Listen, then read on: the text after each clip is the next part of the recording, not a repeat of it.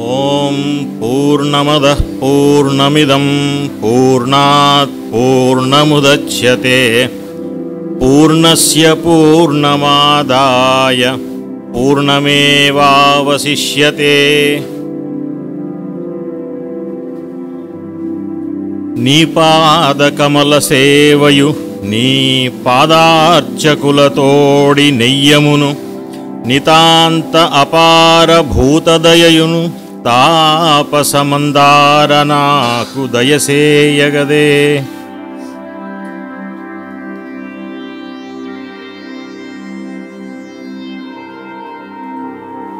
ఒక సాధకుడికి target fix చేసి జీవితంలో ఆయన కోరుకోవలసినటువంటి ఏమిటి, ఆయన ఐడియల్స్ ఎలా ఉండాలి అనేటువంటిది పోతనామాచ్యుల వారు మనకి ఈ చిన్ని పద్యంలో ఒక జీవితకాలానికి సరిపడా మార్గనిర్దేశాన్ని కలిగించారన్నమాట. స్వామివారి పాద కమల సేవ, తర్వాత వారి పాదార్చకులతోటి స్నేహం, నెయ్యము, ఇవి కలిగి ఉన్నవాడికి ఎప్పుడు కూడా నితాంత అపారమైనటువంటి భూతదయ కలిగి ఉంటుంది. ఈ కలిగి ఉండటం అనేటువంటిది మనం కంటిన్యూస్గా మనకు మనం వెన్ను చరుచుకుంటూ ముందుకు వెళ్తున్నప్పుడు చేసుకుంటూ ఉండాలి. అయితే ఈ వెన్ను చరుపుకి మనకి తోడ్పడేటువంటి సాధనాలు ఏమున్నాయా అంటే ఎప్పుడు కూడాను సజ్జన సాంగత్యమే ఇంపార్టెంట్. ఎప్పుడు కూడాను మనకు ఉన్నటువంటి ఫోకస్ కాకుండా వేరే ఫోకస్లోకి మనం వెళ్తున్నాము అంటే మన సాంగత్యం సరిగా లేదు. వెంటనే మనం సరిచూసుకోవాల్సింది మనం ఎవరితో కలిసిమెలిసి తిరుగుతున్నాం. కలిసిమెలిసి తిరగనే అక్కర్లేదు. సంగతి అనేటువంటిది మన మనస్సుని ప్రభావితం చేసేటువంటిది ఏదైనా సంగతే. అంటే సమీపంలో ఉంటేనే సాంగత్యం అనుకోవడానికి లేదనమాట.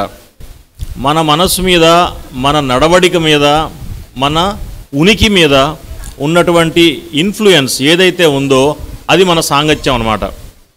మనకి భగవద్గీతలో చెప్తారు కదా, జాయతో విషయాన్ పుంసః సంగస్తేషూపజాయతే సంగాత్ సంజాయతే కామః కామాత్ క్రోధోభిజాయతే క్రోధాత్ భవతి సమ్మోహః సమ్మోహాత్ స్మృతివిభ్రమః స్మృతిభ్రంశాత్ బుద్ధినాశః బుద్ధినాశాత్ ప్రణశ్యతి.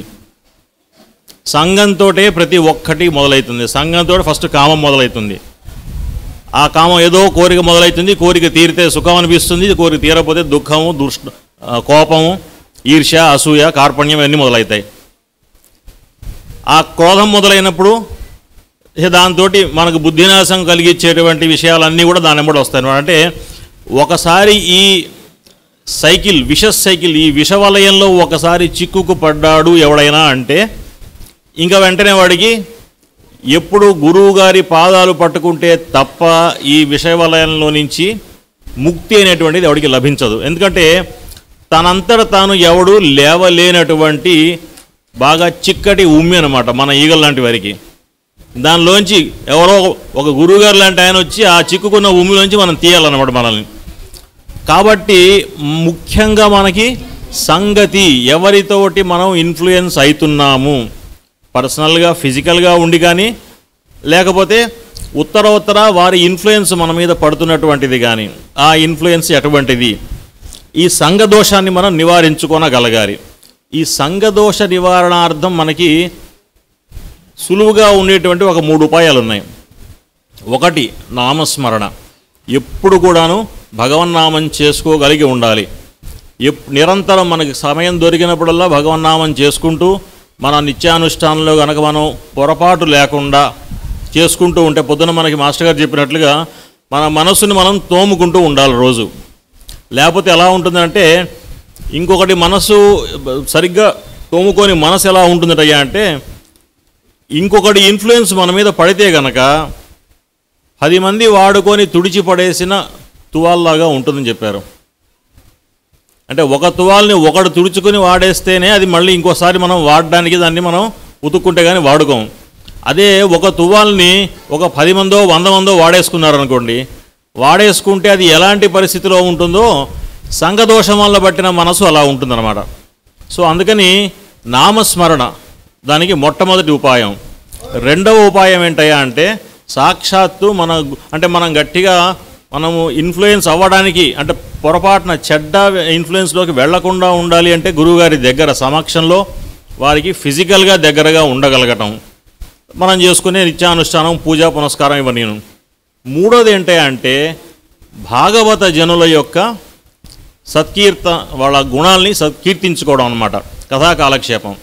భాగవత జనులు ఎవరు అంటే ఎవరి గురించి మనం గనక వింటే, వారిని స్మరించుకుంటే వెంటనే మన మనసు చక్కటి మార్గంలోకి మలచబడుతుందో వాళ్ళు భాగవతజనులు అన్నమాట. ఎవరి గురించి వినకే ఇది జరగకుండా ఉంటుందో, అంటే దాని కాన్వర్స్ ఈజ్ ఆల్వేస్ అండర్స్టూడ్ అనమాట. దానికి ఆపోజిట్ గురించి మనం చెప్పుకోకర్లా.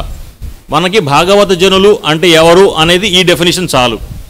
కాబట్టి ఈరోజు భాగవత జనుల్లో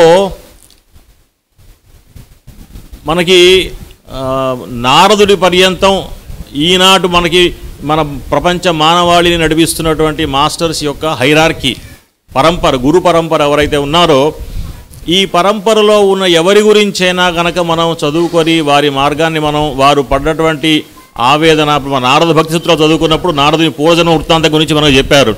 ఆయన ఎంత కష్టాలు పడి ఎన్ని కల్పాల వరకు ఆయన ప్రయత్నం చేయగా ఆయన అంత స్థితికి వెళ్ళగలిగారు. వెళ్ళి సాక్షాత్తు మనందరికీ కూడాను గురువుగా, జగద్గురువుగా ఆయన ఎలా రాగలిగారు. ఆయన కూడా ఏంటంటే మనలాగా మెల్లగా కింద మార్గం నుంచి నడుచుకుంటూ పైకి వెళ్ళిన వాళ్ళే అనుకోవాలన్నమాట.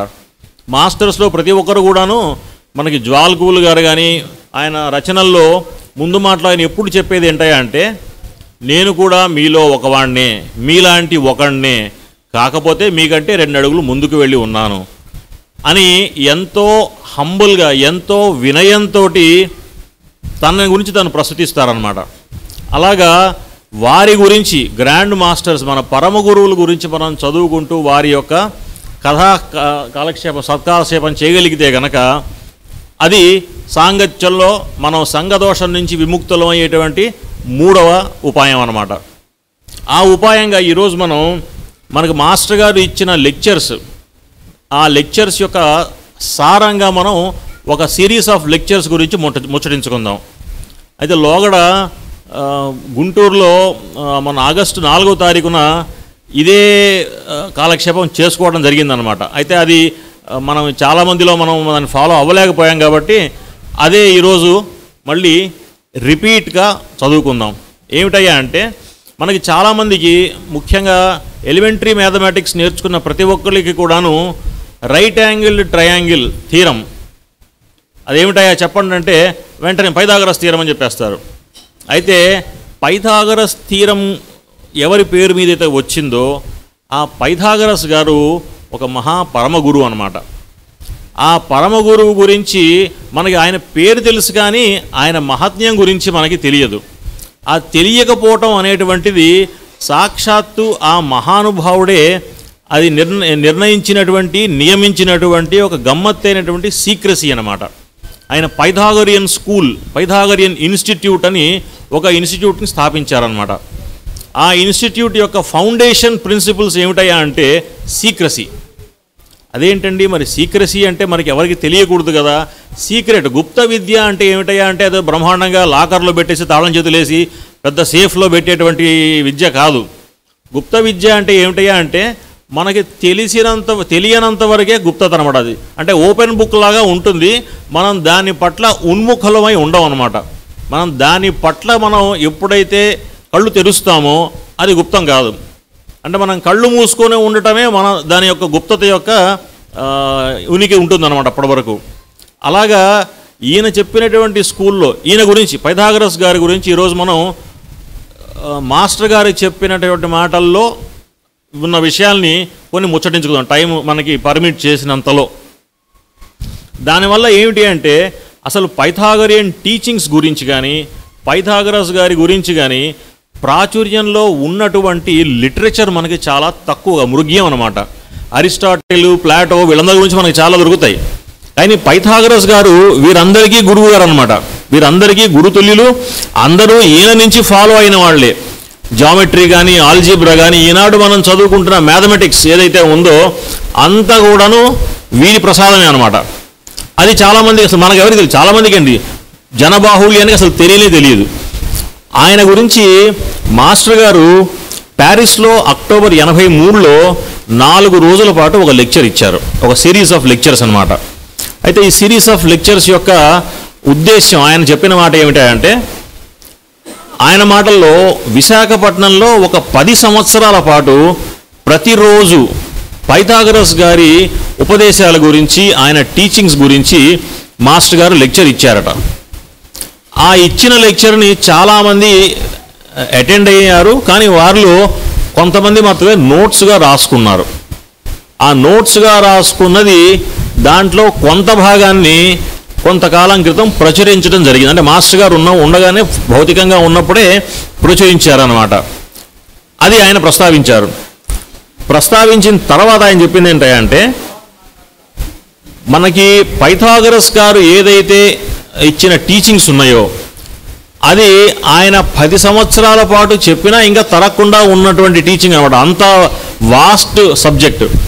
ఏం చెప్పారు పైథాగరస్ గారు తన బోధనలో అంటే, మాస్టర్ గారు చెప్పేది ఏంటంటే, సనాతనమైనటువంటి ధర్మాన్నే ఆయన మరలా తన వాక్కుగా తిరిగి చెప్పారన్నమాట. అయితే సనాతన ధర్మాన్ని ఎవరు కూడాను ఓన్ చేయలేరు. ఇప్పుడు కృష్ణుడు చెప్పినా కూడాను ప్రోక్తవాన్ అహమవ్యయం అని చెప్తారనమాట. అంటే అంతకుముందు చెప్పిన వాడు అవ్యయంగా ఉన్నటువంటి దాన్నే మళ్ళీ నేను చెప్తున్నాను అని చెప్తారు. బుద్ధుడు చెప్పినా కూడా నా ముందు ఉన్న బుద్ధులు ఎవరైతే చెప్పారో 32 మంది నా ముందు బుద్ధులు ఉన్నారు, నేను 33వ వాడిని. సో ఆ 32 మంది చెప్పినటువంటి వాక్యాలనే, వాళ్ళ బోధల్నే మరలా నేను ఈనాడు అందరికీ సులువుగా ఉండేట్లుగా అందిస్తున్నాను అని చెప్తా. అంటే ఎవరు కూడాను మన బ్రహ్మ విద్యని, సనాతన ధర్మాన్ని పర్సనల్గా క్లెయిమ్ చేయగలిగినటువంటి వాళ్ళు కాదు ఈ మహాత్ములంతా అనమాట. అంటే మహాత్ములు కాని వాళ్ళు క్లెయిమ్ చేసే వాళ్ళు చాలామంది ఉంటారు, వాళ్ళ మాటలు మనం ముచ్చటించుకోవాలని అవసరం లేదు. అయితే ఈయన స్పిరిచువాలిటీ గురించి, ఆధ్యాత్మిక బోధల గురించి పైథాగరస్ గారు చాలామందికి తెలియరు. మన దురదృష్టమును ఆయన స్కీమ్, ఆయన యొక్క ఏర్పాటు చేసినటువంటి ఒకానొక గుప్తమైనటువంటి సాధనం వలన, ప్రయోగం వలన ఆయన గురించి ఎవరికీ తెలియదు. అంటే నీడ్ టు నో బేసిస్ అంటారు. అంటే ఎవరికైతే తెలియాల్సి ఉంటుందో వారికి మాత్రమే తెలుస్తుంది. తెలియాల్సి ఉన్నటువంటి అర్థం ఏంటి అంటే, వారి గురించి మనం తెలుసుకోగలిగినటువంటి స్థాయికి మనల్ని మనం పెంపొందించుకున్నామంటే ఆయన బోధలు మనకు తెలుస్తాయి. ఎలా తెలుస్తాయి అంటే, ఆ తెలియడమే ఆయన ఏర్పాటు చేసినటువంటి పైథాగోరియన్ ఇన్స్టిట్యూట్ యొక్క గొప్పతనం అనమాట. దాని గురించి మనం ముందుకెళ్ళి ముచ్చరించుకుందాం. 326 సంవత్సరాలు క్రీస్తు పూర్వం, 580 సంవత్సరాలు క్రీస్తు పూర్వం ఈయన పైథాగరస్ గారు జన్మించారన్నమాట. అయితే ఈయన గ్రీస్ దేశంలోని సామోస్ అనేటువంటి ప్రదేశంలో పుట్టారు. సరే, పుట్టిన తర్వాత ఆయనకి వెంటనే మన సంప్రదాయం అయినటువంటి పురాతన సంప్రదాయం ఉన్నటువంటి దేశాల్లో, అంటే గ్రీస్ కానీ, ఈజిప్ట్ కానీ, భారతదేశం కానీ, ఈ 3 నాగరికతలు, ఈ 3 కూడాను ప్రపంచానికి జ్ఞానాన్ని భిక్ష చేసినటువంటి సివిలైజేషన్స్ అన్నమాట. ఈ సివిలైజేషన్స్లో చక్కగా అందరికీ కూడాను 5 ఏళ్లకే చక్కగా సంస్కారం చేయడము, అక్షరాభ్యాసం లాంటివి వాళ్ళకు కూడా ఉండేవన్నమాట. ఆయనకు కూడాను 5వ ఏట అక్షరాభ్యాసం చేశారు. అక్షరాభ్యాసం చేసిన తర్వాత మామూలు ఎలిమెంటరీ మ్యాథమెటిక్స్, తర్వాత భూగోళ శాస్త్రము, అలాంటివన్నీ కూడా, ఈ లాంగ్వేజెస్ అవన్నీ కూడా నేర్పారు ఆయనకి. అయితే ఆయన ఏంటంటే మన ప్రహ్లాదుల్లాగా ఏ చదువు చెప్పినా కూడాను ఇట్టే ఏకసంధాగ్రాహిలాగా చకచకా అల్లేసుకుపోయేవారు అనమాట. బ్రహ్మాండంగా ఎవరైతే టీచర్స్ ఉంటారో ఆ టీచర్స్ అందరికీ ఈయన డార్లింగ్ చైల్డ్ అనమాట. అంటే చాలా ప్రియమైన శిష్యుడిగా ప్రతి గురువు గారికి ఉండేవాడు ఆయన. సో ఆయనకి విద్య నేర్పడం అనేటువంటిది వాళ్ళకి చాలా ఉత్సాహంగా ఉండేదన్నమాట. అంటే టీచర్లకే ఉత్సాహం తెప్పించేంత చక్కటి పరిజ్ఞానం కలిగినటువంటి శిష్యుడు గారు అనమాట. ఈయన గమ్మత్తైనటువంటి టీచింగ్స్లో, అంటే ఈ టీచింగ్స్ ఇవ్వడానికి ముందు కూడాను, అంటే బ్యాక్గ్రౌండ్గా ఆయనకి ఏమేమిటి, ఇప్పుడు ఏదో ఒక మన కృష్ణుడు విద్య నేర్చుకోవడం కోసం సాందీపని గారి దగ్గరికి వెళ్ళి నేర్చుకున్నట్ట. మరి కృష్ణుడికి విద్యాబోధన అవసరమా? కానీ మానుష రూపంలో వచ్చిన తర్వాత మానవ ధర్మానికి కట్టుబడి మానవులు ఏ ఏ దశల్లో పురోగమిస్తారో అవన్నీ కూడా దాటాలి కాబట్టి, మనందరికీ లీలగా చూపించాలి కాబట్టి ఆయన సాందీపని గారి దగ్గరికి వెళ్ళారు. అలాగే పైథాగరస్ కూడాను ఇలాగ చదువుకుంటూ చక్కగా 18వ ఏడు వచ్చేసరికల్లాను వాళ్ళ దేశంలో ఉన్నటువంటి చక్కటి అంటే హై ఎడ్యుకేషన్ అంటే గ్రాడ్యుయేషన్ వరకు ఉన్న ఎడ్యుకేషన్ అయిపోయింది ఆయనది.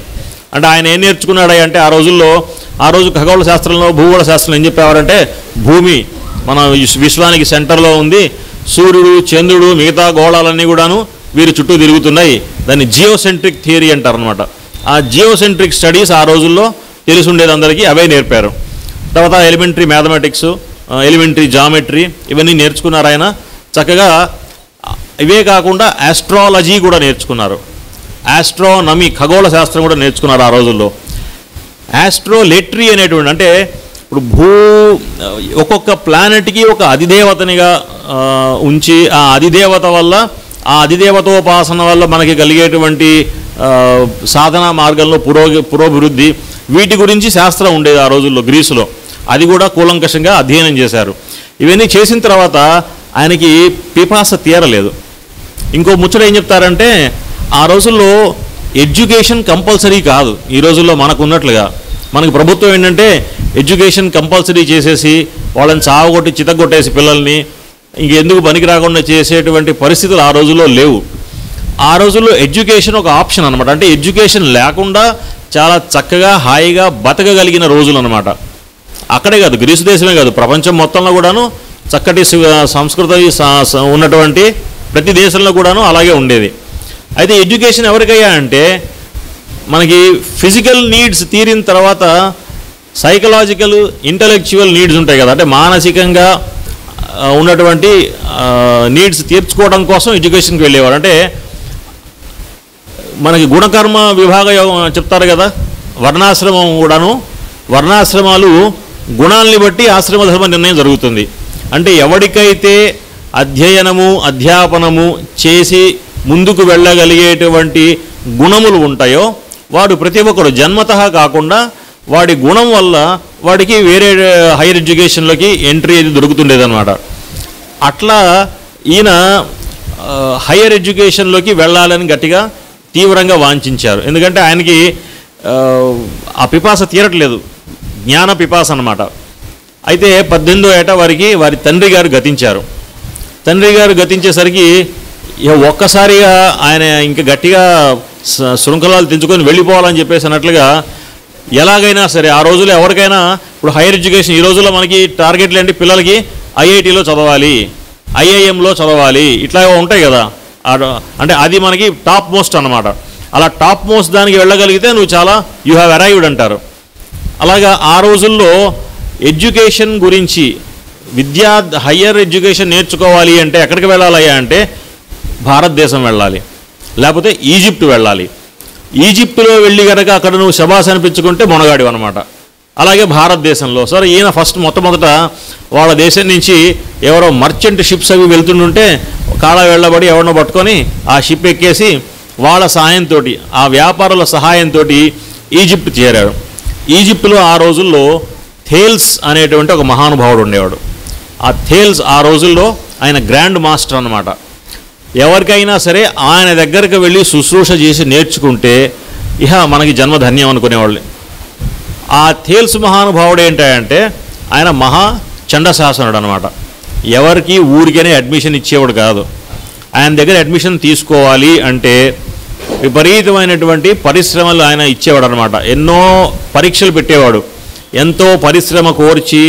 అంటే ఆ నేర్చుకునేటువంటి జిజ్ఞాసతో ఎవడైతే వచ్చాడో వాడు ఊరికే తాల్సరుక లేకపోతే నిజంగా గట్టి సమర్థత ఉన్నవాడా, అతనికి చెప్పడం వల్ల తన టైం వేస్ట్ కాకుండా ఉంటుందా, నేర్చుకున్నటువంటి విషయాన్ని 10 మందికి ఉపయోగించేట్టుగా వాడతాడా, ఇవన్నీ వాళ్ళు నిర్ధారించుకున్న తర్వాతనే వాళ్ళు విద్యాభ్యాసం చెప్పేవారు అనమాట.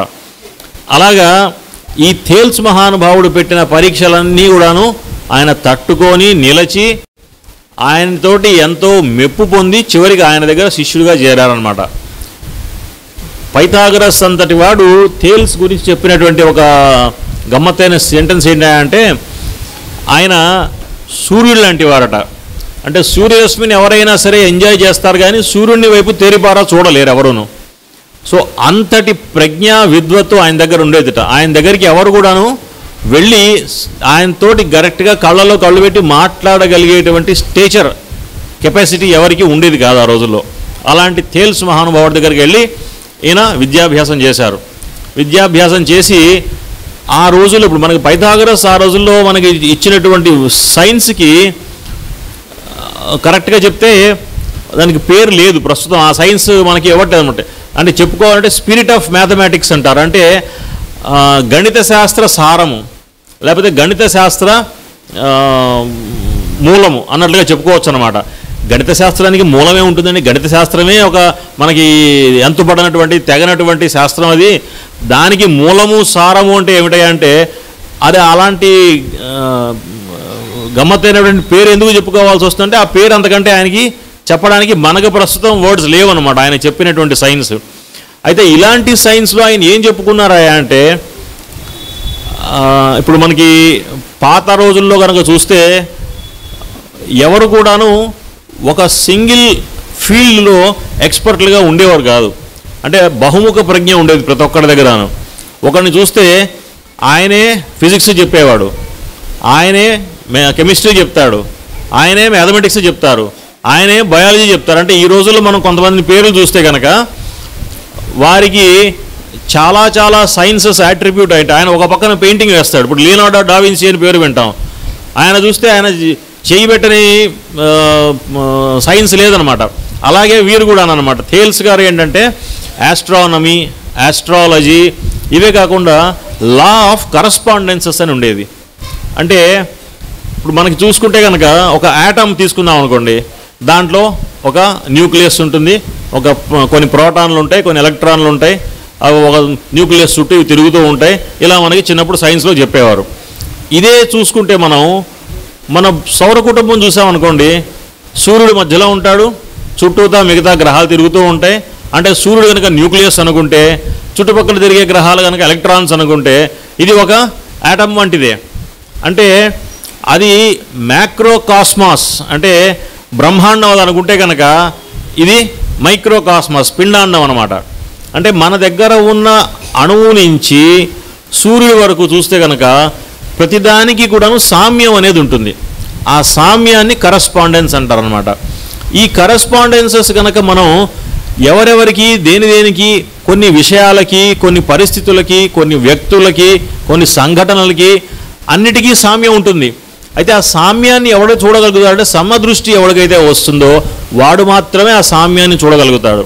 ఒక ఉదాహరణ చెప్తాను చూడండి. అంటే ఈ సమదృష్టి వచ్చి ఈ సామ్యం చిక్కిన వాడికి సృష్టి ఎలా కనిపిస్తుందో మనకు తెలుస్తుంది. ఒకసారి మాస్టర్ గారు రైల్వే కాలనీలో ఉంటుండగా ఆ రోజుల్లో మాస్టర్ గారు ప్రశ్న శాస్త్రం మీద చాలామందికి చెప్తుండేవారట. అంటే ఇంటికి ఎవరైనా గబుక్కొని వచ్చి చాలామంది ప్రశ్న అడుగుతుండేవారట మాస్టర్ గారిని. ఒకసారి ఒక ఆవిడ ఎవరో పరిగెత్తుకుంటూ వచ్చేసి మాస్టర్ గారు కూర్చొని ఉంటే, ఏమండి మా ఆవో గేదో తప్పిపోయింది, అది దొరుకుతుందా అని అన్నట్టు. ఆయన వెంటనే ఇలా పైకి చూసేసి, లేదమ్మా అది వెళ్ళిపోయింది, దాన్ని ఎవరో పాషండులు తీసుకెళ్ళిపోయారు, మీకు చెక్కది ఇంకదని చెప్పేశారట. అయితే పక్కన మాస్టర్ గారి దగ్గర అనుయాయులు ఉంటారు కదా, వారు చాలా జిజ్ఞాసులు అనమాట. వారిలో ఒకరు అడిగారు మాస్టర్ గారిని, ఇంత కరెక్ట్గా అంటే చాలా గట్టి విషయం కదండి, వారి కొద్దిగా కూడాను మనకు తెలియని విషయానికి మామూలు ఏమనుకుంటాం, మనకి ఎంత విపత్కర పరిస్థితిలో ఉన్నా మనకు తెలిసిన వాళ్ళు ఎవరైనా ఉన్నారనుకోండి, వెళ్ళి మన ఊరడింపుగా అంటాం, పర్లేదమ్మా తగ్గిపోతుందిలే వచ్చేస్తుందిలే అన్నట్టుగా చెప్తాం. మీరు అలాంటి ఏమి హెల్ప్ ఇవ్వకుండా అది పోయింది అని అలా చెప్పారండి అంత గట్టిగాను, పాపం అమ్మాయి ఏమైనా వెతుక్కుంటుందేమో కూడా కదా అని అంటే, అది కాదు, మనకి ఏదన్నా ఎవరన్నా ప్రశ్న వేసినప్పుడు మన చుట్టుపక్కల ఉన్నటువంటి పరిస్థితులు, ప్రకృతి మనకి జవాబు చెప్తూ ఉంటుంది. ఎప్పుడు చెప్తుందయా అంటే నువ్వు జవాబు వినటానికి సిద్ధంగా ఉంటే జవాబు చెప్తుంది. దాంతోపాటు పొద్దున మనకి వినశలానంద స్వామి చెప్పారు కదా, విశ్వాసము. ఆ విశ్వాసం అనేది పరిపుష్టంగా ఉండాలన్నమాట. అంటే అన్నీ కలగంపుగా ఉన్నవాడికి వాడి దృష్టి ఎలా ఉంటుందో చూపించాను చెప్పారు పక్కనే. ఈయన ఆ ప్రశ్న వచ్చి ఈవిడ అడిగినప్పుడు దక్షిణ దిక్కుగా ఈయన ఫేస్ చేసి కూర్చొని ఉన్నారట. ఉండటం కాకుండా ఆ వీధిలో కొళాయి దగ్గర ఎవరో నీళ్లు పట్టుకుని ఉంటే ఒక తల్లి మహాతల్లి అక్కడ కుండ చేతిలో వచ్చి జార విడిచిందట, అది బళ్ళును పగిలిందట. ఆ కుండ పగలంగానే ఒంటి దుత్త విరిగిపోయింది అందట ఆవిడ, పగిలిపోయిందని. అయితే ఈ మాటలు చుట్టుపక్కల అంత పెద్దగా అన్నారు కాబట్టి అందరూ విన్నారు. కానీ ఆ మాటలోని మర్మము, ఆ మాటలోని మనకి రావాల్సినటువంటి డిడక్షన్ ఏదైతే ఉందో అది కేవలం ఆ ద్రష్టకు మాత్రమే అందింది. ఎందుకు అందింది? సమదృష్టి ఉంది కాబట్టి, ఆ విశ్వాసం ఉంది కాబట్టి. అంటే మనం పొద్దున ఏ లక్షణాలైతే పరిపూర్ణ సాధకుల్లో ఉంటాయని అనుకున్నామో అవన్నీ ఉన్నవాడికి ఈరోజు కూడా వినిపిస్తుంటుంది. మనకి చాలామంది మన తెలిసిన వాళ్ళలోనే ప్రశ్నలు బ్రహ్మాండంగా ప్రశ్నలు చెప్తారనుకున్న వాళ్ళు కమర్షియల్ వాళ్ళ గురించి అడగట్లేదు, నేను చెప్పట్లేదు. కమర్షియల్ కాకుండా 10 మందికి పనికి వచ్చి సాయపడేట్లుగా ఉంటూ ఉపాసన చేసుకుంటూ ఉన్నటువంటి మహాత్ములు మనలో ఈనాటికి కూడా చాలామంది ఉన్నారు. వారందరి దగ్గర చాలామందికి అనుభవేక వేద్యంగా ఉండేటువంటి విషయం అన్నమాట ఇది. అట్లా ఆ సమదృష్టి ఉన్నవాడికి ఆ సబ్జెక్ట్ అందుతుందన్నమాట. అందటం కాకుండా వాడు 10 మందికి పనికి వచ్చేట్టుగా దాన్ని అందిస్తాడు. అయితే 18 ఏళ్ళకి ఈ విషయాలన్నీ నేర్చుకున్న తర్వాత ఈయన మన థేల్స్ మహానుభావుడి దగ్గరికి వచ్చిన తర్వాత కరెక్ట్గా ఆయన 3.5-4 ఏళ్ళు అక్కడ విద్యాభ్యాసం చేశారు. ఆ విద్యాభ్యాసం చేసిన తర్వాత మిలిటరీలో చేరారు. ఈయన మిలిటరీలో చేసి అంటే ఈజిప్టులో ఇంకోటి గమ్మత్తైన విషయం చెప్తారు మాస్టర్ గారు. మనకి మామూలుగా ఏంటంటే ఒక దేశం నుంచి ఇంకో దేశానికి మారాలంటే పౌరసత్వం మార్చుకోవాలి. అది మామే దేవరించుకుంటూ వెళ్ళి మా దేశం నాకు నచ్చట్లేదు, మీ దేశంలో పౌరసత్వం ఇవ్వండి అని చెప్పేసి మనం అక్కడికి పోయి అడుక్కుంటే వాడికి భిక్ష పెట్టాలనిపిస్తే కనుక ఆ భిక్ష పెడతాడు, పౌరసత్వం మారుతుంది. అలాంటిది పైథాగరస్ గారికి ఏమిటంటే ప్రతి దేశం కూడాను ఆయన్ని ఓన్ చేసుకుందామని వెంపర్లాడిపోయేవారు అనమాట. అంటే ప్రతి ఒక్కడు కూడాను ఈయన మావాడు చెప్తారే, సక్సెస్ హ్యాస్ మెనీ ఫాదర్స్ అంటారట. Failure is an orphan. ఎవడన్నా సక్సెస్ అయితే కనుక వీడు మా వల్ల సక్సీడ్ అయ్యాడు, నేను ఇది నేర్పాను. దాని తర్వాత మనం వెళ్ళి అందరూ 10 మంది వచ్చి కూడాను ఆ సక్సెస్లో భాగం పంచుకోవడానికి చూసి ఆ సక్సెస్ని ఓన్ చేయడానికి ప్రయత్నం చేస్తారు. ఎవడన్నా పొరపాటున ఇబ్బంది పడితే ఎవడన్నా ఫెయిల్ అయ్యాడు అనుకోండి, వెధవ వాడు సరిగ్గా చేతగానే వెధవ చచ్చుదద్దమ్మా ఫెయిల్ అయ్యాడు అంటాను తప్పితే దాంట్లో మన భాగం మనం పంచుకోవడానికి పొరపాటు కూడాను ప్రయత్నం చెయ్యం. అలాంటిది ఈయనని పైథాగరస్ గారిని ప్రతి దేశం వాళ్ళంటే ఈయన ఎక్కడికి వెళ్తే అక్కడ వాళ్ళ టీచర్స్ అందరికీ డార్లింగ్ అయిపోయేవాడు. ఆయన ప్రజ్ఞని చూసి 22 ఏళ్లకే ప్రతి దేశం వాళ్ళు కూడాను అంటే అప్పటికే ఈయన ప్రభ అంతా పాకడం మొదలైందనమాట. ఈజిప్టు దేశంలో ఈయనకి సైన్యంలో స్థానం ఇవ్వగా ఈయన ఈజిప్టు దేశ సైన్యంలో పోరాడితే ఈజిప్టు దేశం ఓడిపోయిందట. ఆ ఒకానొక యుద్ధంలో ఓడిపోయి ఈయన ప్రిజనర్ ఆఫ్ వార్ అయిపోయారు. అంటే బందీగా పట్టుబడబట్టిన అక్కడి నుంచి ఈయన్ని బాబిలోనియా అనే దేశానికి తీసుకెళ్లారు. బాబిలోనియా అంటే ఈ రోజుల్లో మనం ఇరాక్, మెసొపొటేమియా అనుకునేవాళ్ళు అనమాట. ఆ రోజుల్లో ఆ ఇరాక్ దేశంలో చాల్డియన్ సివిలైజేషన్ అంటూ ఉంటుంది ఆ రోజుల్లో. మనకి హీరో గారు కానీ చాలామంది ద్రష్టలు ఎవరైతే ఉన్నారో వాళ్ళందరూ తమ విజ్ఞానాన్ని తమ విద్యని దీనికి కూడా ఆపాదిస్తారన్నమాట. చాల్డియన్ ఆస్ట్రానమీ, చాల్డియన్ ఆస్ట్రాలజీ చాలా బహు ప్రజ్ఞ అంతా ప్రసిద్ధమైనటువంటిది అనమాట. అయితే ఆ ఈజిప్టియన్ బాబిలోనియాకి వెళ్ళిన తర్వాత కొన్ని అనూహ్య పరిణామాలు జరిగి చాలా గమ్మత్తుగా వింతగా అనమాట ఈయన్ని చెర నుంచి విముక్తిని చేశారు. అంటే బేసిక్గా ఏమిటంటే ఈయన్ని బాబిలోనియా తీసుకెళ్ళాలి, ఆ తీసుకెళ్ళడానికి ఏదో ఒక సాకు కావాలన్నమాట.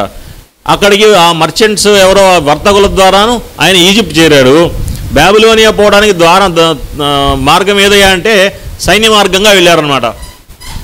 అయితే వెళ్ళి అక్కడ బాబిలోనియాలో చేసింది ఏమిటయ్యా అంటే అక్కడ ఉండే బ్రహ్మ విద్య శిఖామణులు అధ్యాత్మ పరులు ఎవరైతే ఉంటారో వాళ్ళని మ్యాగీలు అనేవాళ్ళు.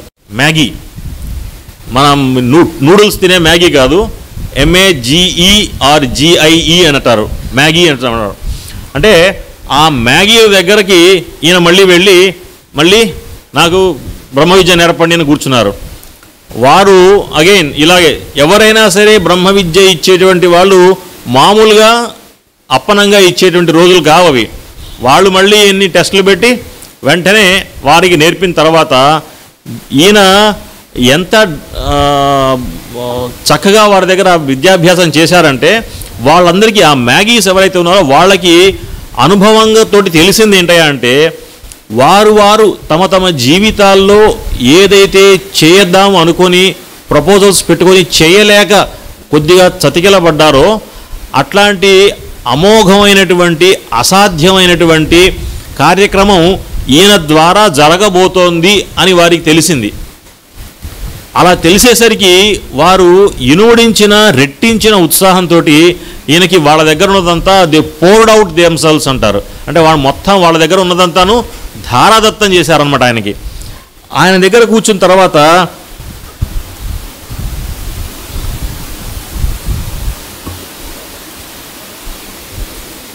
అయితే వాళ్ళల్లో వన్ ఆఫ్ ది మ్యాగీస్ ఆయన చేసిన కామెంట్కి పైథాగరస్ గారు చాలా ముందుకు చెప్పుకుందాం.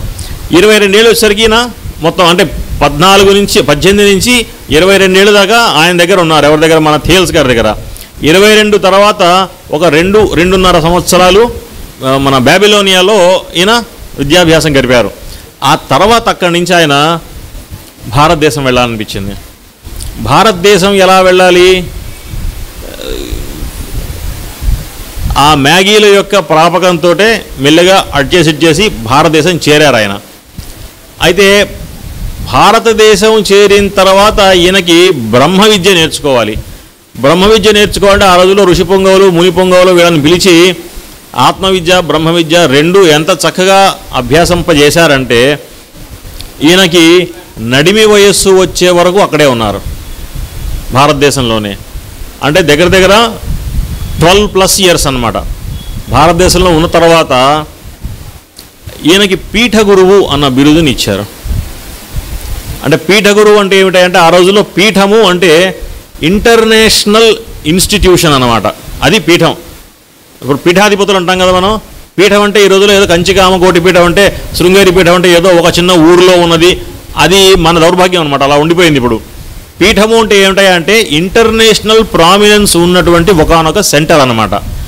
ఆ పీఠానికి అధిపతి గురువు అయ్యాడంటే ఏమిటంటే ఆయన అంటే జగద్విఖ్యాతమైన ప్రభ కలిగినటువంటి వారికి మాత్రమే ఆ బిరుదుని ఇస్తారనమాట.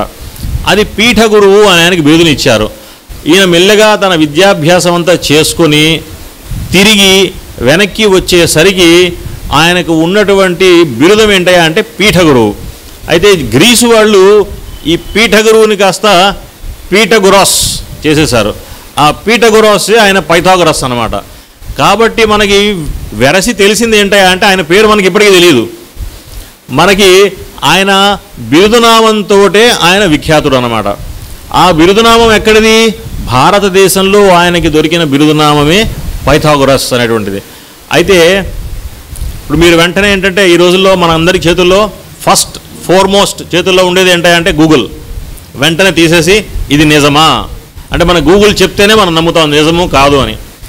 అయితే గమ్మత్తైన విషయాలు ఏంటంటే దార్శనికుడు దర్శనము అనేటువంటిది అధ్యాత్మ సాధనలో ఒక అంటే ప్రతి ఒక్కడు కూడా మనందరం కూడా దార్శనికులమే. కాకపోతే మన దర్శన భాగ్యం లేకుండా మన దార్శనిక చక్షులు మూతబడి ఉన్నాయన్నమాట. అవి తెరుచుకునేటువంటి ఫిట్నెస్ లెవెల్గా మనం వస్తే మనం కూడా దార్శనికులం అవుతాం. అయితే మనలోని దార్శనికుల్లో ఎవరంటే మనతో పాటు ఫ్లెష్ అండ్ బ్లడ్లో మనతో పాటు నడిచిన వారు ఎవరయ్యా అంటే సాక్షాత్తు మన మాస్టర్ గారు అన్నమాట. మాస్టర్ గారు భవభూతి ఉత్తరరామచరిత్ర చెప్తుండగా ఆ క్లాసుల్లో అంటే మోతుగూడెంలో ఆయన ఇప్పుడు 83 అక్టోబర్లో ఇచ్చిన క్లాస్ ఇది కూడాను ఆయన మళ్ళీ అంటే ఆ తర్వాత మళ్ళీ ప్రపంచ యాత్ర చేయలేదు. అది లాస్ట్ యాత్ర అన్నమాట వారిది. తర్వాత మోతుగూడెం క్లాసుల్లో అది లాస్ట్ క్లాసెస్ అనమాట. అంటే ఫిజికల్గా మాస్టర్ గారు మనకి ఇచ్చిన క్లాసెస్లో మన ప్రజెన్స్లో ఆ క్లాసెస్లో భవభూతి ఉత్తర రామచరిత్ర చెబుతుండగా మాస్టర్ గారు ఒక కొన్ని స్టేట్మెంట్ రికార్డెడే మనకి మా క్లాసెస్లో ఆయన పాఠాల్లో ఆడియో క్లాసెట్స్ దొరుకుతాయి కాబట్టి మనం దాన్ని చెక్ బ్యాక్ చేసుకోవచ్చు. ఆయన చెప్పిన విషయాలు ఏమిటాయా అంటే పర్సనల్గా ఎవరైనా చూస్తే అనుభవిస్తే తప్ప చెప్పలేనటువంటి విషయాలు దానిలో చెప్పారు.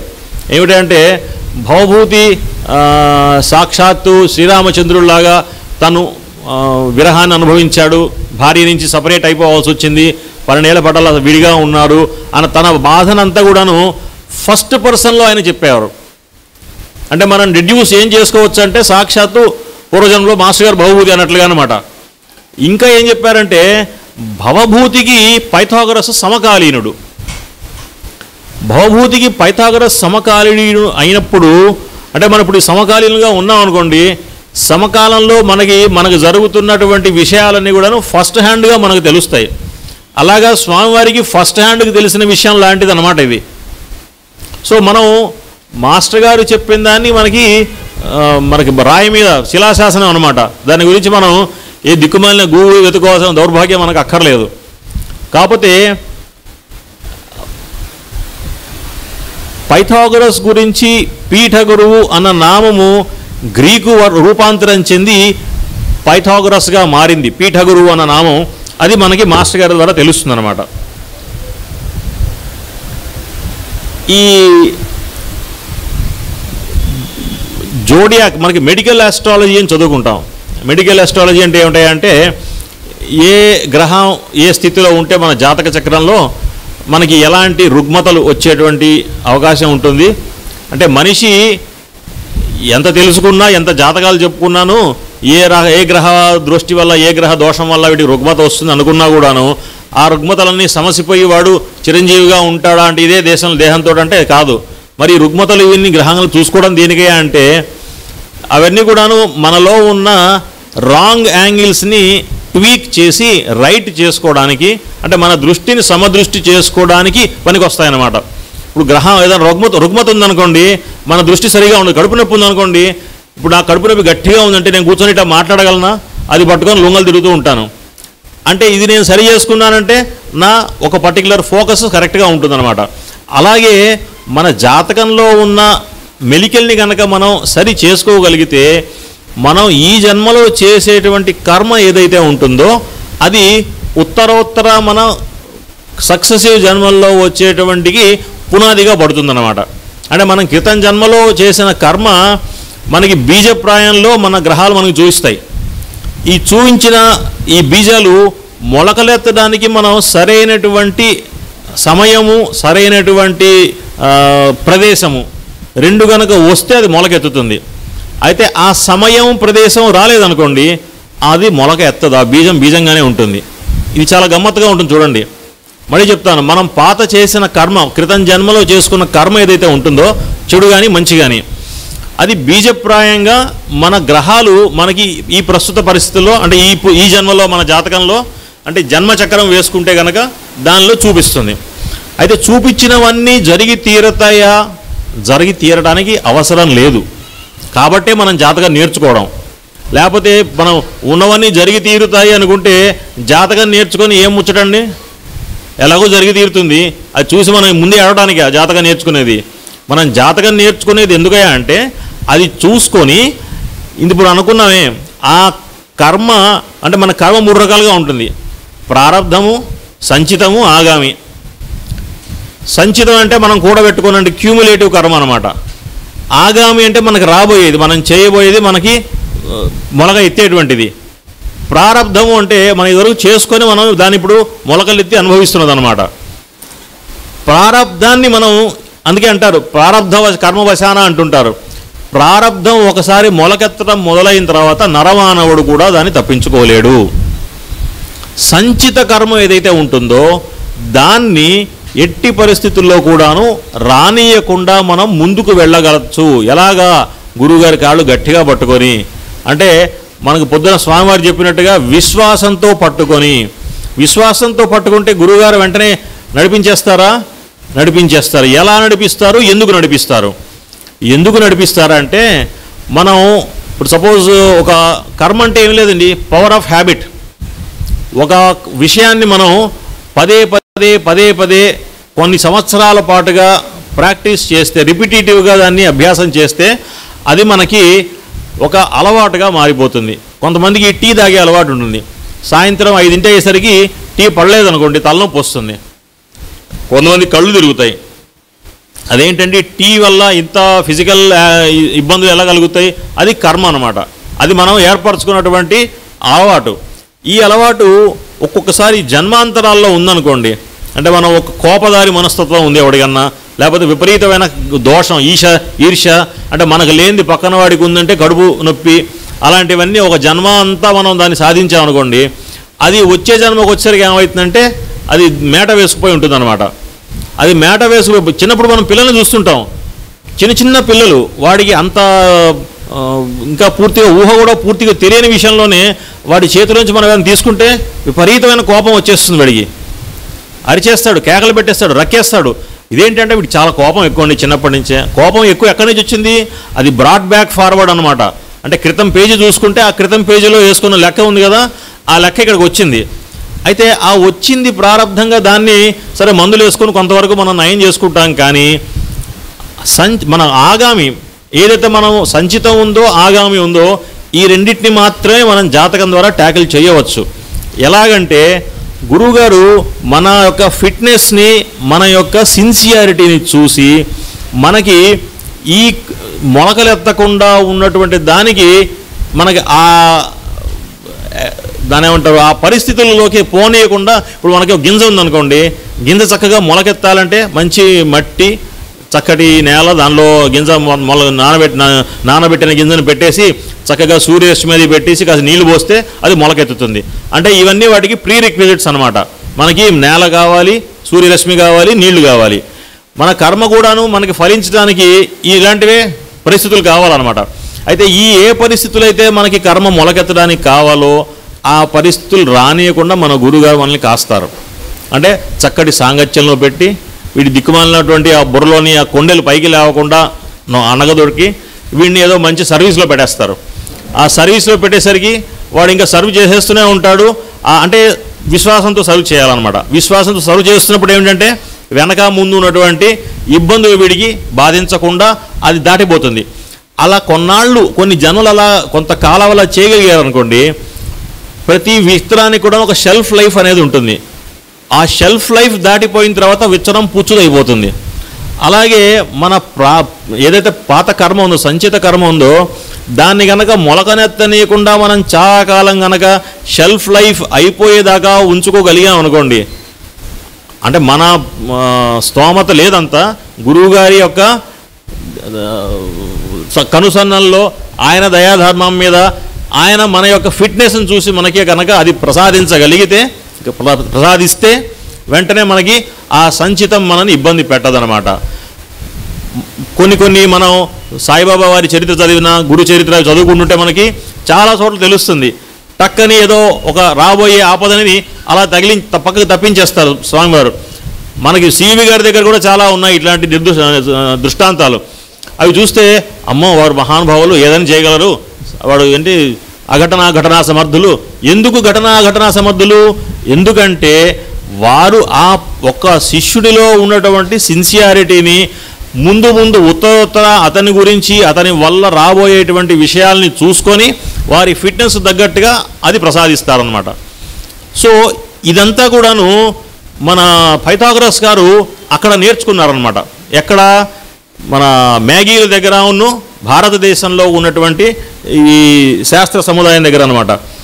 ఈ హ్యూమన్ బాడీ మన కరస్పాండెన్సెస్ అనుకున్నామే, ఏ గ్రహము ఏ భాగాన్ని మనల్ని రూల్ చేస్తుంది, ఏ రాశి ఏ భావాన్ని, ఏ శరీర భాగాన్ని సూచిస్తుంది, అక్కడ ఏ ప్లానెట్ ఉంటే దానికి ఎలాంటి రుగ్మతలు వస్తాయి, దాన్ని ఏ విధంగా మనం అడ్రస్ చేస్తే ఈ ఇబ్బంది రాకుండా ఉంటుంది, లేకపోతే లేటుగా వస్తుంది, లేకపోతే ఆ ఇబ్బంది తలెత్తనీయకుండా మనం ఎలా చేసుకోవచ్చు, ఇలాంటివి కరస్పాండెన్సెస్ అంటారనమాట.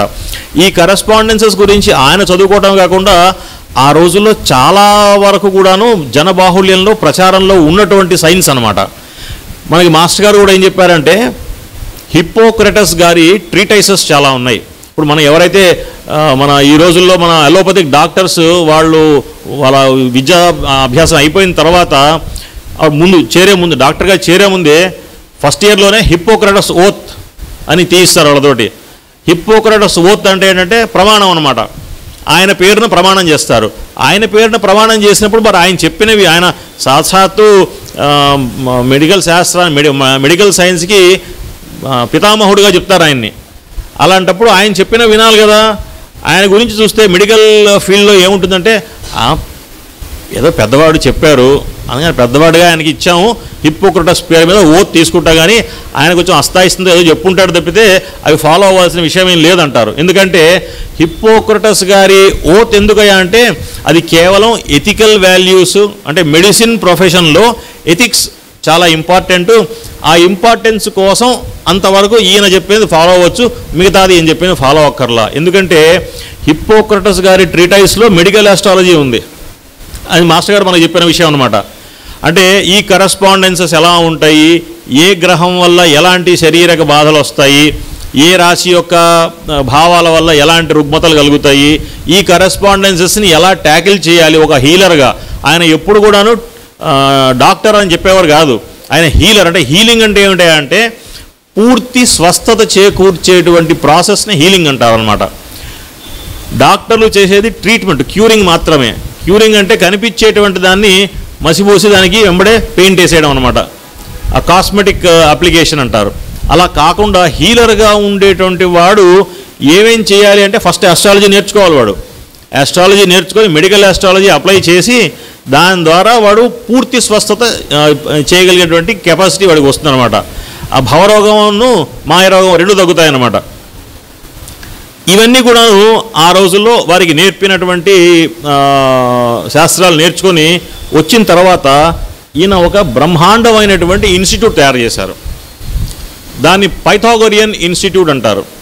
మాస్టర్ గారు చెప్పింది ఏంటంటే పైథాగోరియన్ ఇన్స్టిట్యూట్లో ఆయన క్రీస్తు పూర్వం 580 సంవత్సరాలు, అంటే ఒక 20-30 ఏళ్ళు వచ్చాక ఆయన మొదలుపెట్టారు అనుకుంటే కనుక క్రీస్తు పూర్వం 540 సంవత్సరాలు అనుకుంటే కూడాను ఆ సమయంలో ఈయన పెట్టినటువంటి ఇన్స్టిట్యూటు అప్పటి నుంచి ఇప్పటిదాకా నడుస్తోంది అంటారు. అంటే ఆయన దానికి ఫౌండేషన్ ఎలా వేశారంటే ఎంత అమోఘమైన ఫౌండేషన్. ఆయన మహాద్రష్టే కాకుండాను ఆయన స్వంతగా ఆయన కూడా ఒక పరమ గురువు అనమాట. ఆ పరమ గురువుల ప్రణాళికలో ఆయన భాగంగా వేసినటువంటి ఆ ఫౌండేషన్ ఎంత గట్టిదయ్యా అంటే ఆ ఇన్స్టిట్యూట్ ఈనాటికి నిరాఘాటంగా జ్వజ్వల్యమానంగా నడుస్తోంది. అయితే మనకు కనిపించదు ఏంటండి అంటారు. మనకు కనిపించదు ఏంటంటే మనం కిటికీలు వేసుకున్నాం అనుకోండి, సూర్యుడు బయట ఉన్నాడా లేదా మనకు తెలియదు. కిటికీ తెరిస్తే కదా ఎండ ఉన్నదని తెలిసేది. ఆ కిటికీలు మనకు తెరుచుకోవడానికి మనందరం ఇలా కూర్చొని ప్రతి గురు పూజల్లో మనల్ని తరచి చూసుకొని మళ్ళీ నెక్స్ట్ గురు పూజల లోపల మన సాధన మనం చేసుకుంటూ, ఇవి చెక్ పాయింట్లు అనమాట గురు పూజలు అనేవి. ఈ చెక్ పాయింట్స్ వచ్చినప్పుడు మనం ఎక్కడి దాకా ప్రోగ్రెస్ అయ్యామని చూసుకుంటూ ఉంటాం. అట్లా చూసుకుంటూ మెల్లగా మన ఫిట్నెస్ లెవెల్స్ మనం పెంచుకుంటే మనకి పైథాగోరియన్ ఇన్స్టిట్యూట్లోకి ప్రవేశం కలుగుతుంది.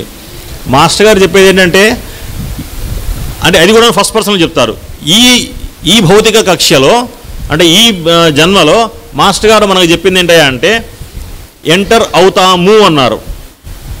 అవ్వచ్చు అని చెప్పలేదు. అవ్వచ్చు అంటే పాసిబిలిటీ అన్నమాట. అవుతాము అంటే అయిన వాడే చెప్తాడనమాట. ఆయన చెప్పింది ఏంటంటే మన ఫిట్నెస్ మనం పెంచుకొని పక్కన వాడిని చూసి మనం వాడికి నయా పైసా ఖర్చు మనం ఆశించకుండా, ప్రతిఫలం ఆశించకుండా మనం వాడి బాధల్ని తీర్చగలిగేటువంటి ప్రయత్నం చేస్తూ పక్కన వాడికి చేదోడు బాదోడుగా ఉంటూ ఎదుటివాడికి ఇబ్బంది పెట్టకుండా ఇవన్నీ చేస్తూ ఉంటే కనుక వెంటనే తప్పకుండా మనకి పైథాగోరియన్ ఇన్స్టిట్యూట్ తాలూకా ద్వారాలు మన పట్ల తెరవబడతాయి. మనకి దాంట్లోకి ఎంట్రీ దొరుకుతుంది.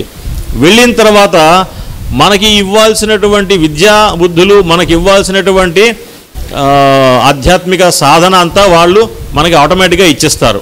ఆ గురువులు అంటే ఆ పైథాగోరియన్ ఇన్స్టిట్యూట్లో ప్రస్తుతం ఉన్నటువంటి టీచర్స్ అన్నమాట. ఈ టీచింగ్ అంతా కూడాను తీసుకున్నటువంటి వారిని, అంటే ఆ పైథాగరస్ గారు ఆయన తన 40 ఏళ్ల పాటు మొత్తం విద్యాబుద్ధులు చేసుకొని ఇండియా నుంచి వాపస్ తిరిగి వచ్చినప్పటికీ ఆయనకి బ్రహ్మరథం పట్టారట. ఆ బ్రహ్మరథం అంటే మనలో చాలామంది తెలియదు. బ్రహ్మరథం అంటే ఏమిటి అంటే, బ్రహ్మరథం అంటే బ్రహ్మగారు పెట్టిన రథం అనుకుంటారు. బ్రహ్మరథం అంటే ఆ రథానికి పల్లకి బోయిలు ఉంటారు చూసారా, ఆ పల్లకి బోయిలు నలుగురు కూడాను ఎంతో ఘనపాఠీలైనటువంటి బ్రాహ్మలు అనమాట. అంటే బ్రహ్మమందు చెరుస్తూ ఉన్నటువంటి వాళ్ళు ఎవరైతే ఉంటారో, అంత ఉద్దండ బ్రాహ్మణులు ఎవరైతే ఉంటారో వాళ్ళు పట్టిన రథాన్ని బ్రహ్మరథం అంటారు. దాంట్లో మన కంచి పరమాచార్య వారు వెళ్తుండేటువంటి వారు అని చెప్తారు బ్రహ్మరథం మనం చూసిన కాలంలో. అలాగా ఈయనకి బ్రహ్మరథం పట్టారు ఆ స్వామివారికి. మాస్టర్ గారు ఇంకో గమ్మత్తుగా చెప్తారు,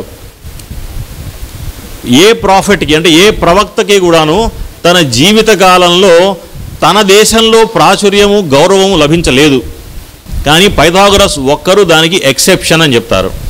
సాక్షాత్తు జీసస్ మహాత్ముడు ఆయన పరమగురు అయిపోయిన తర్వాత, వరల్డ్ టీచర్గా అందరు ప్రఖ్యాతి పొందిన తర్వాత, ఆయన ఎన్నో మహిమలు చేసి ఎంతమంది బాధార్తులకు అంత బాధ తీర్చిన తర్వాత ఆయన దేశం వాళ్ళు ఆయన పిలిచారట వాపసు. అక్కడికి వెళ్తే ఆయన దేశంలో ఆయన చూసి చుట్టుపక్కల వాళ్ళు ఎద్దేవా చేసేవాళ్ళట. ఒక కన్యాపుత్రుడు ఇతను, పెళ్లి కాని స్త్రీకి పుట్టినటువంటి వాడు అని చెప్పేసి ఎద్దేవా చేశారు. అంత దౌర్భాగ్యం మన ప్రవక్తలకు ఉండేటువంటి అదృష్టం. కానీ ఈయన ఈ మన పైథాగరస్ ప్రవక్త మహానుభావుడు ఒక్కడికి మాత్రమే వాళ్ళ దేశంలో విపరీతమైన ప్రాచుర్యం. ఎంత ప్రాచుర్యం అంటే ఆయన రాగానే ఆయన్ని విపరీతమైనటువంటి మోసేయడం అంటారే, అలా ఎక్కడ పడితే అక్కడ సన్మానాలు అవన్నీ చేస్తున్నారట. కొంత చూసి ఈయనకు అర్థం కాలేదట, ఏమిటి టైం వేస్ట్ అయిపోతుంది, సన్మానాల వల్ల నాకు వచ్చే లాభం ఏంటి, ఇంత నేర్చుకున్న తర్వాత ఎవరన్నా నా దగ్గర నేర్చుకొని కొంచెం ముందుకు వెళ్ళాలి, 10 మందికి పనికొచ్చే పని చేయాలి తప్ప నేర్చుకోవడానికి రెండరా అంటే అది తప్ప వేరేదని అడగండి అంటారట. ఒక్కళ్ళు కూడా ఆయన దగ్గర శిష్యరికం చేయడానికి వచ్చేవాళ్ళు కాదు. చచ్చే భయం ఆయన అంటే. ఎందుకంటే ఆయన లెక్కలు చెప్తాడు. లెక్కల మాస్టర్ అంటే మామూలుగా అందరికీ భయమే. చిన్నప్పుడు మనం స్కూల్కి వెళ్ళేటప్పుడు కూడాను లెక్కల పంతులే అందరికంటే బాగా స్ట్రిక్ట్గా ఉంటారు, గట్టిగా కొడతారు, స్కేల్ పెట్టి విసిరేయడాలు అవన్నీ కూడా ఉంటుండేవి. అందుకని లెక్కల మాస్టర్ అంటే మామూలుగా అందరికీ భయం. ఈయనంటే కూడాను ఎక్కడ జామెట్రీ చెప్పేస్తారో, ఈయన జామెట్రీతో పాటుగా ఇంకో బ్రహ్మాండమైన సైన్స్ చెప్పేవాడు, బిహేవియరల్ సైన్స్ అంటారు. అంటే ఎట్లా నడవడి ఉండాలి అనేటువంటి దాని మీద ఈయనకి మంచి గట్టి స్ట్రిక్ట్ అభిప్రాయం ఉంది. అది ఆయన ఫాలో చేసేవారు ఆయన స్టూడెంట్స్లో. అంటే పక్కన ఎవరికి కూడాను ఇబ్బంది కలగకూడదు మన వల్ల, అంటే సోషల్ బిహేవియరు, సివిక్ సెన్సు అవన్నీ కూడాను చాలా గట్టిగా ఉండాలి. ఈయన దగ్గర ఎవరైతే ఫాలోవర్స్ ఉంటారో వాళ్ళకి అది చాలా ఇంపార్టెంట్ అనమాట. అది మరి జనాలకి కంటగింపుగా ఉంటుంది కదా, చెప్పే 4 ముచ్చట్లు చెప్పేసి కాసేపు పురాణం వింటే వెళ్ళిపోతే బాగుంటుంది తప్పితే సరిగ్గా బిహేవ్ చేయండిరా, రుజువుగా నడుచుకోండిరా, పక్కన వాడికి ఇబ్బంది కలగకుండా ఉండాలిరా, వాడిని తిట్టకూడదురా, ఇంకోటి మన వల్ల హింస కలగకూడదు మానసికంగా కానీ శారీరకంగా కానీ, అది నప్పదు. అందుకని ఎవరు వచ్చేవాళ్ళు కాదట. ఈయన అప్పటికి ఈయనలో ఆతృత పెరిగిపోయి ఈయన ఒక ఆఫర్ పెట్టారట, నా దగ్గర ఎవరైతే వచ్చి నేర్చుకుంటారో వాళ్ళకి నేను ఎదురు డబ్బులు ఇస్తాననేవాడట. ఇదేమిటండి గమ్మత్తుగా ఉంది. మనం ఈ రోజుల్లో ఎడ్యుకేషన్ ఇన్స్టిట్యూట్ మనం పోయి చదువు కొనుక్కుంటాం కదా, చదువు కొనకుండా ఆ చదువు కొనుక్కునే రోజులు కాక చదువు అమ్ముకునే రోజులు అనమాట. ఆయన రండిరా నేను డబ్బులు ఇస్తానంటే దానికి కూడా భయం అంటే ఎవరు వచ్చేవాళ్ళు కాదు. అంటే ఆయన ఎంత చండశాస్త్రంలో చూడండి, ఆయన దగ్గర ఎదురు డబ్బులు తీసుకొని చదువుకోవడానికి కూడా జనాలు వచ్చేవాళ్ళు కాదట. సరే కొన్నాళ్ళకి ఎవరు ఎట్టగలిగి ఒక మహానుభావుడు చేరేట, చాలా సిన్సియర్, చాలా స్టూడియస్, చాలా గట్టి జిజ్ఞాస ఉన్నటువంటి వాడు. అయితే డబ్బులు మాత్రం తీసుకునేవాడట. గురువు గారి దగ్గర నువ్వు డబ్బులు ఇస్తేనే నేను తీసుకుంటానని చదువుకుంటానని చెప్పి వచ్చాడు. చదువుకు ఆయన అట్లాగే ఇచ్చేవాడు కూడాను, ఈయన డబ్బులు తీసుకునేవాడు కూడాను. శుభ్రంగా తీసుకుంటూ ఆయన చదువుకున్నట్ట. కొన్నాళ్ళు లేక డబ్బులు తీసుకోవడం మానేశాడు. మానేయటమే కాకుండా ఆయన తన యావత్ జీవితం కూడాను గురువుగారి దగ్గర ఉన్నంతకాలం గురువుగారి ఖర్చులన్నీ ఆయనే భరించడం మొదలుపెట్టాట. అంటే శిష్యుడు గురుడయ్యాడు, గురుడు శిష్యుడయ్యాడు అంటారే, అలా అయిపోయిందనమాట. ఆయన గురువుగారిని సాక్షాత్తు కూడాను మొత్తం అన్ని విషయాల గురువుగారి యొక్క బాగోగులు అంటే ఫైనాన్షియల్లీ చూసుకోవడం అంతా ఆయన మొదలుపెట్టాడు అనమాట. అట్లాంటి సమయంలో ఈ పైథాగోరియన్ ఇన్స్టిట్యూట్లో ఉన్నటువంటి ఇంకొక గమ్మత్తైన ముచ్చటి, ఈ ముచ్చట్లు చాలా ఉంటాయి కానీ పైథాగరస్ గారి టీచింగ్స్లో ఒక ఓరల్ టీచింగ్ 1-2 మనం చెప్పుకుందాం. సమయాభావం వల్ల ఇంకొక 9 నిమిషాలు మాత్రం ఉంది. మనకి రైట్ యాంగిల్ ట్రయాంగిల్ థీరం అంటారు కదా, ఈ రైట్ యాంగిల్ ట్రయాంగిల్ థీరం గురించి చదువుకుందాం. అసలు ఏంటి రైట్ యాంగిల్ ట్రయాంగిల్ థీరము, పైథాగరస్ గారికి దానికి ఉన్న గమ్మత్తైన సంబంధం ఏమిటి? రుజు ప్రవర్తన అంటే మనలో being good for the heck of being good, అంటే ప్రతిఫలం ఆపేక్షించకుండా ఇప్పుడు నేను రుజువుగా ప్రవర్తిస్తున్నానంటే వాడెవడో నన్ను చూసి ఆహా ఓహో అనుకుంటూ మన గురించి 10 మంది డప్పు కొడతాడు అంటే రుజువుగా ఉండటం కాకుండా, మనం మంచివారుగా ఉంటే మనకి కడుపు నిండుతుంది అనుకొని మనంతట మనం నిర్దేశించుకొని రుజువుగా ఉంటూ సత్యం వద, ధర్మం చర, ప్రియం వద అట్లా చేసుకుంటూ వెళ్తూ ఉంటుంటే కనుక కొన్నాళ్ళకి మనకి కూడాను, అంటే మనం వెళ్ళి ఎక్కడికైనా వెళ్తున్నామంటే మనకంటే ముందే మన యొక్క ముచ్చట చేరిపోతుందంటారే, అలాగ అయిపోతుంది అన్నమాట. వాటిని వర్చ్యూస్, పర్సనల్ వర్చ్యూస్ అంటారు. అంటే పొరపాటున కూడాను ఒకళ్ళు నొప్పించకుండా, తానవ్వకుండా ఎవడైతే తప్పించుకు తిరగలుగుతాడో, సుమతి శతకకర్త చెప్పినట్లుగా వాడు వర్చ్యువస్ ఫెలో అంటారు. అంటే వాడు నిఠారుగా జీవించగలగడం వచ్చినటువంటి వాడు అనమాట.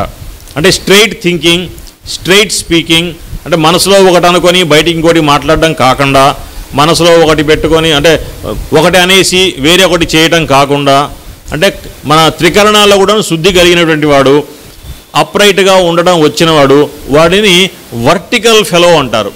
వాటిని ఆయన వర్టికల్స్ అనేటువంటి వాడు అనమాట. వర్టికల్స్ అంటే నిటారుగా ఉండేటువంటి, ప్లమ్ అంటాం కదా, మన మేసన్ ఉంటాడు కదా, మన తాపీ మేస్త్రి దగ్గర ప్లమ్ అనేటువంటి ఉంటుంది. అంటే దాని తెలుగులో ఏమంటారు మర్చిపోయాను నేను.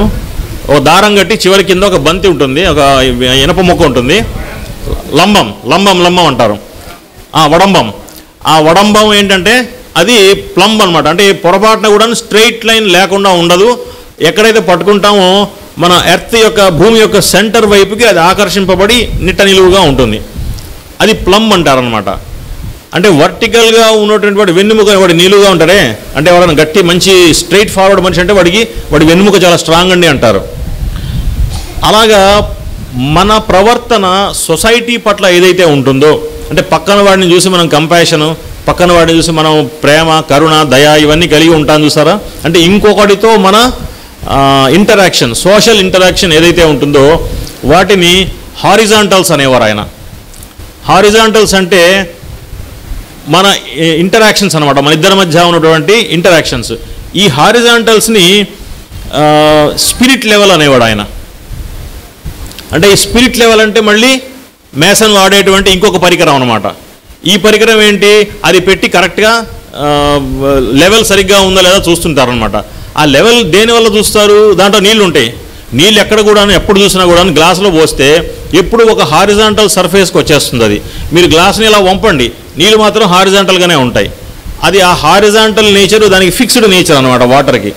ఆ ఫిక్స్డ్ నేచర్లో ఈ ప్లంబ్ దించామనుకోండి, ఆ ఫిక్స్డ్ వాటర్లో ఒక జగ్గులో నీళ్ళు తీసుకొని దానిలోకి ఒక వడంబం దించితే కనుక ఆ నీరు ఈ దారం కలిసేటువంటి చోటన 4 రైట్ యాంగిల్స్ ఉంటాయి.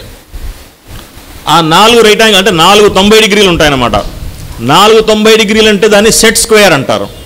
అంటే స్క్వేర్గా చెయ్యగలగటం వచ్చినటువంటి ఇంకొక 3వ పరికరం.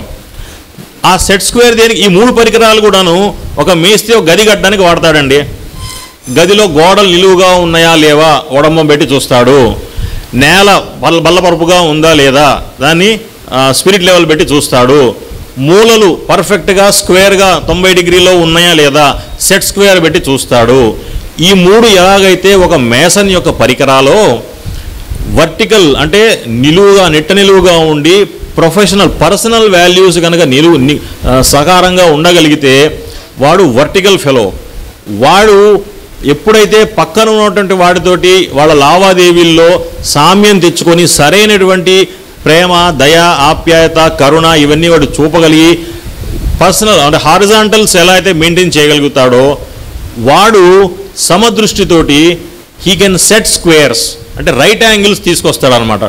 వాడు రైట్ యాంగిల్స్ తీసుకొస్తాడు కాబట్టి ఆ రైట్ యాంగిల్కి ఉన్న హైపోటెన్యూస్ అంటే ఇది రైట్ యాంగిల్ అయితే కనుక ఈ 3వ భుజం ఏదైతే ఉంటుందో అది వాడు చేసేటువంటి సృష్టి అనమాట. అంటే వాడు సృష్టికర్త అవుతాడు. వాడి సంకల్పాలు వాడిలో నుంచి స్వామివారు సంకల్పించి వాడి ద్వారా మంచి పనులు చేయిస్తారు. వాడు ఇచ్చేటువంటి సృష్టి, వాడు కట్టేటువంటి బిల్డింగ్స్ ఏవైతే ఉంటాయో అవి చక్కగా వాసయోగ్యంగా ఉంటాయి. అది మేసనరీ అంటారు. ఈ ఆర్ట్ని మేసనరీ అంటారనమాట.